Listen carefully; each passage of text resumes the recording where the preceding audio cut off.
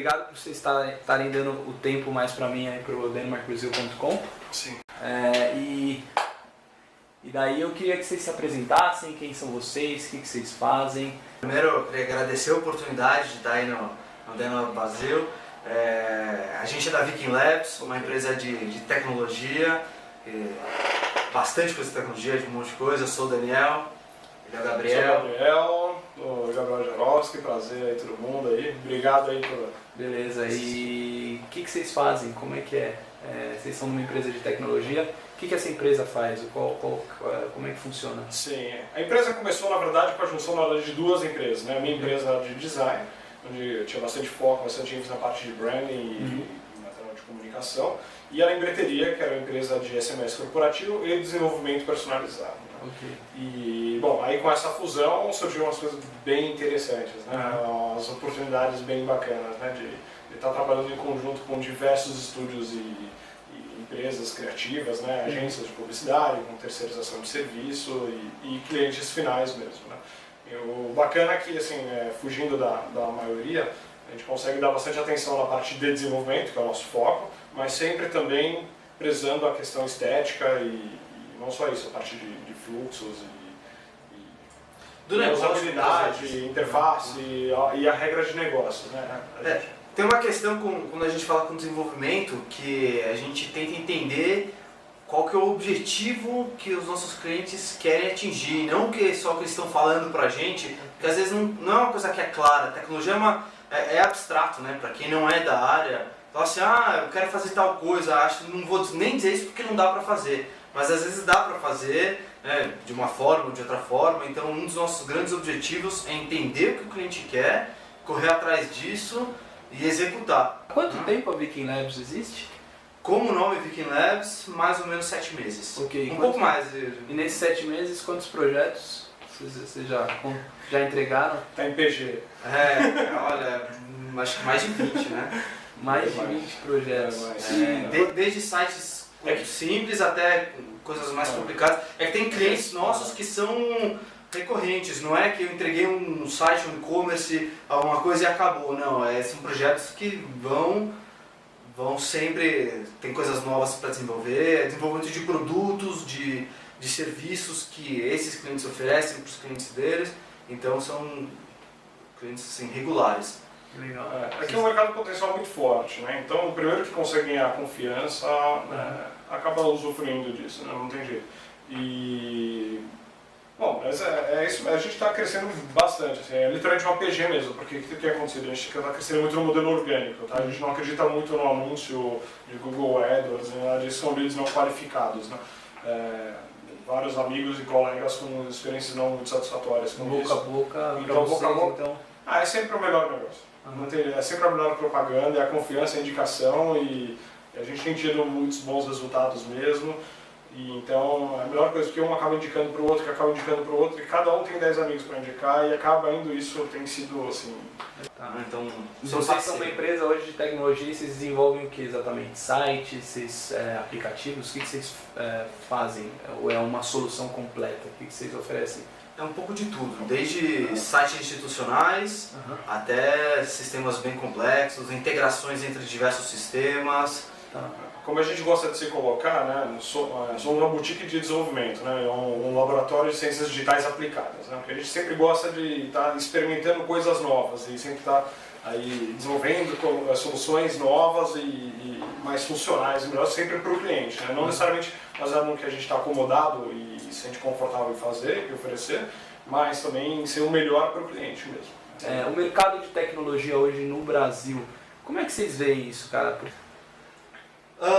Olha, é uma coisa engraçada, em termos de mercado de tecnologia, o Brasil tá com bastante coisa. Eu acho que assim, nos últimos meses, 2 meses por exemplo, o Brasil é notório que no final do ano já começa a diminuir os negócios, já chegando para as férias, né? Depois até o carnaval, né? Ou seja, é um período de baixa e na verdade a gente está sentindo o contrário, que está sendo um período de alta. Muita gente está pedindo coisas, as coisas estão nessa área de tecnologia estão andando.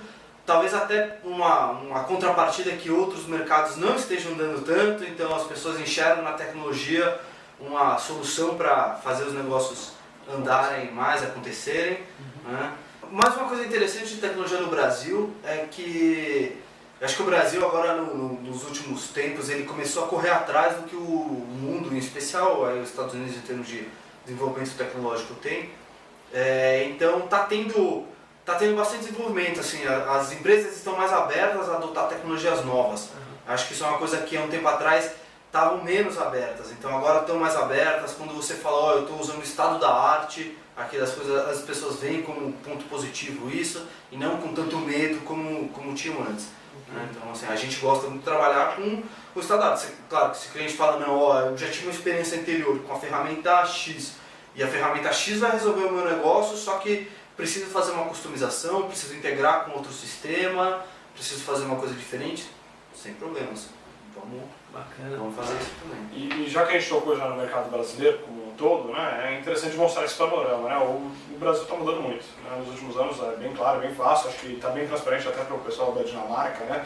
Acho que a gente tem saído muito na mídia, uma série de motivos, né? Uma série de positivos e negativos. Positivos e negativos, como qualquer mudança, né? E só o boom imobiliário e tudo que aconteceu nesses últimos 5 anos é um reflexo direto.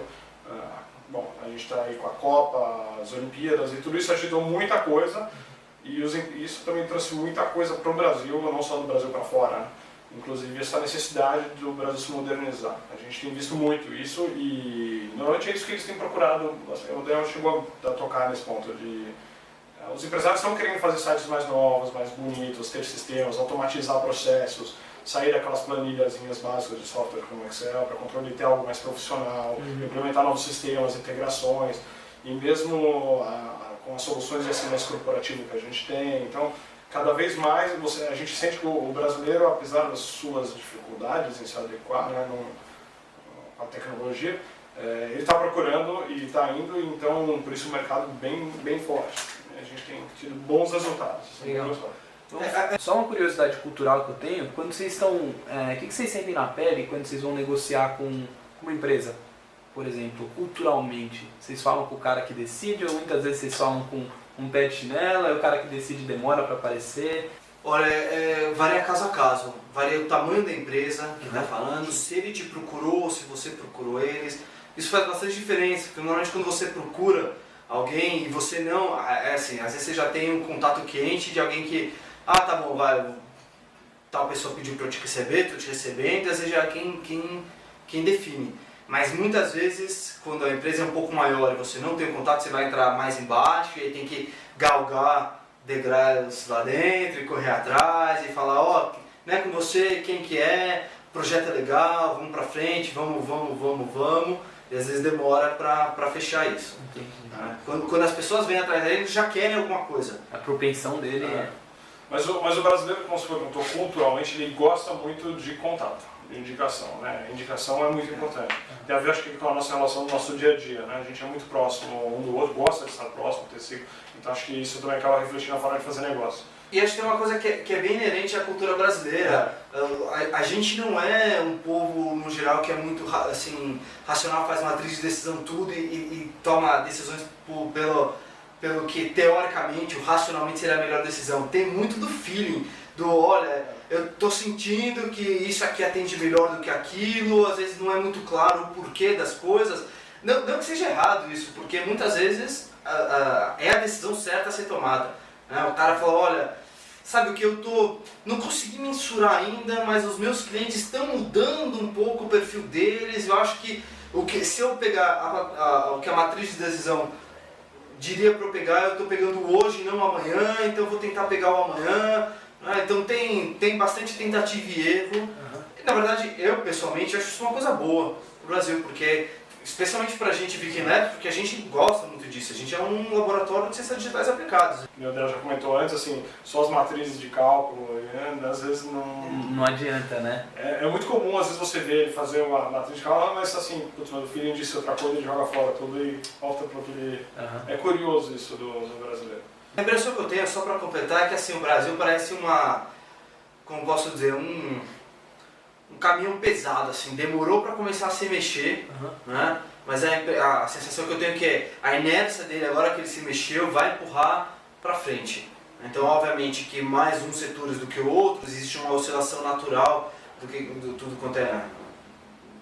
Todos os setores, tem a questão de PIB que aumenta e diminui, né, que não é o que deveria ser, mas a sensação que eu tenho é que o Brasil está andando e não mais tão parado. Pode ser que não esteja na quinta marcha, né, está numa marcha um pouco mais lenta, mas que não vai parar. Então, para onde a gente olhar, tem oportunidades no Brasil. Minha próxima pergunta é falar sobre os desafios, porque é isso que eu tento passar para eles. Quais, né, é difícil, qualquer lugar é difícil. Foi fácil ser empreendedor? Não sei. Não é no passado, continua não sei. Primeiro eu falo, ainda bem que o Brasil não é a China. Não é? Não é? Não, mas bom, dificuldades, assim, óbvio, acho que qualquer empreendedor em qualquer parte do mundo vai ter desafios, né, dificuldades, mas são sempre muito gostosos. Melhor ainda é o sentimento de superação, né, de você ter conseguido passar. Eu já vim de uma experiência de 2 projetos frustrados que acabaram não vingando, mas que graças a eles eu tive enormes aprendizados e hoje só parte da Viking só é graças a isso, né, e o Daniel a mesma coisa. Então a gente, ao contrário da cultura média brasileira que tem vergonha do fracasso, a gente tem orgulho, então, dessa parte. Óbvio que a gente preferia ter sido bem sucedido logo de primeira, né? Mas não acontece. Desde o momento que a gente começou a empreender, estava claro pra gente que falhar é parte do processo e não o fim do processo. Claro. Isso é uma questão, acho que uma cultura brasileira, que falhar é fim do processo, você não pode mais fazer isso, muda para outra coisa, não toca mais no assunto, né, e muda um pouco. E acho que não. Então, assim, ser empreendedor no Brasil, até pela cultura nesse sentido, é muito difícil, porque as pessoas olham com alguma assim, pô, né, o cara é empreendedor. Pelo menos quando a gente começou, ainda alguns anos atrás. Hoje já está, essa cultura startup já está começando a aquecer. Moda da vez, né? Moda da vez. Não quer dizer que ainda tenha tantos investidores como tem em outros países. Você pega que os investidores realmente eles estão lá para investir em todos os níveis de investimento. Existe muitos investidores. Hoje em dia os investidores são poucos e escolhem a dedo o que eles querem investir. É mais complicado. O Brasil tem dificuldades enormes com questão trabalhista, regulamentação. Tem os desafios, eu acho que contábeis também, que eu gostaria que vocês falassem um pouquinho. Por exemplo, o cara vai abrir uma empresa, tipo, como é que é um pouquinho disso?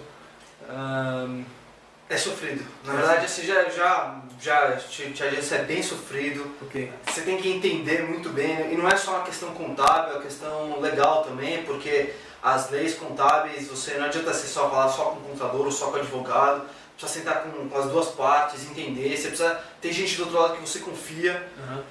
Infelizmente o Brasil tem muito de gente que fala que vai te ajudar, não deixa comigo, tem um jeitinho de resolver. Jeitinho brasileiro. O jeitinho brasileiro, eu te enquadro de uma outra forma, mas aí você não pode fazer isso, não explica, assim, a questão da regulatória brasileira, assim, a legislação tem muitas brechas, então você consegue se beneficiar de diversas formas. Mas você precisa saber o que você está abrindo mão para entrar nessas brechas. E muitas vezes as pessoas não especificam direito o que é isso. Então às vezes tem uma pessoa assim, idônea do teu lado, um advogado, um contador, que vai saber, vai entender, vai correr atrás. Um parceiro de segurança para te indicar essas pessoas ideais aqui. E realmente assim, chegar aqui. O middleman, né? Você precisa aqui, que a gente falou mais cedo aí. Então é difícil você saber navegar em águas brasileiras, aí precisa um pouco de expertise e de bastante, assim, botar a cara ali a descobrir como é que não é, não dá pra primeiro não. Não dá pra tocar o negócio lá na Dinamarca, né? Você precisa ter... Você precisa ter uma parceria pelo menos alguém aqui, né? O brasileiro tem esse jeito diferente de ser, né? Assim, super caloroso, super amigável, assim, super bacana, mas também tem suas peculiaridades, né? Sua forma de saber as brincadeirinhas e tudo, né? Quer dizer, isso influencia, acho que até na forma de fazer negócio. Né? Eu vi uma coisa na entrevista de vocês, que é muito verdade, eu já fiz uns cursos aí de AdWords, de Google, para fazer os links patrocinados e tal. Sim. E aí os caras falavam que o grande concorrente de empresa como vocês é o sobrinho, né? E como é que funciona isso no Brasil? O que vocês sentem com essa competição, né, que é o sobrinho? Vocês podem falar? Eu posso falar o que na minha área, onde eu vim, que da área de design. Não, pra fazer sistemas é um pouco mais difícil o sobrinho, o pessoal colocar a mão do sobrinho, mas assim, às vezes sites E eu acho engraçado que assim, tem os dois lados. Quando você tem uma coisa muito pequena, o pessoal fala, isso aqui eu boto meu sumo para fazer. E tem um negócio quando é grande, o cara fala, vou chamar a empresa que é grande, porque eu transfiro a responsabilidade para ele se der errado, o cara joga. Então assim, a gente fica... Vocês estão no meio, né? No meio, assim, a gente quer entregar as coisas com qualidade, com comprometimento, ou seja, não somos nem um lado nem outro lado, e é difícil. Mas o sobrinho sim. É até engraçado, a gente fala, mas é muito isso. As pessoas falam, pô, meu sobrinho faz aí por nada, por um sorvete, né? Vou fazer um sorvete. As começos de carreira é muito comum. Principalmente na minha área de design, eu escutava algumas coisas também, né? Era um moleque, né? Recém-formado, mas ele falou assim, mas isso é só um desenho. Aí dá vontade de perguntar assim, então me dá um carro só na sua concessionária, é só um carro. Não tem um estudo por trás, não tem nada, né? Interessante. Bom, só falar um pouquinho do e-commerce que você acabou de ver aí, os números. Quanto é que o Brasil, potencial, Brasil em comparação com a América Latina, você me falou que está com... Tem aí uma previsão de crescimento, aí, esses números, né, são... Mas não oficiais, são previsões aí de... Mas que a previsão de crescimento global é de em torno de 17%, alguma coisa assim. E a América Latina está com pelo menos 25%, a gente está muito acima. E com certeza o Brasil é um dos que está puxando tudo isso para cima. Né? Até em questão de volume, assim, tem números que são diferenças gigantescas entre o que é Brasil e todo o resto da América Latina. O Brasil é responsável, acho que por 70%, ou alguns dizem até 80%, todo o faturamento online da América Latina. Negócios internacionais, podemos indicar a Viking Labs aí pro pessoal, por favor. pro pessoal lá da Dinamarca. Vocês fazem negócios internacionais, correto? Fazemos. Ok. A gente já tinha uma experiência com o Canadá, com os Estados Unidos e com empresas que trazem tecnologia de Israel. Legal. Então assim, é bem diversificado. Né? Sim. E, contatos com muitas outras. Né? A gente tem bastantes contatos aí, né? Nossa rede é bem forte. E cada vez mais a gente acredita nesse modelo também de, tanto com o cliente final do exterior ou com o outsource, né? A programação pode ser até mesmo um white label. E acho que também tem um pouco a ver com o custo mesmo, né? O custo do Brasil, apesar das dificuldades citadas anteriormente, tudo, ainda acaba sendo menos oneroso que desenvolver isso lá fora na própria, principalmente na Europa. Legal. Da rede da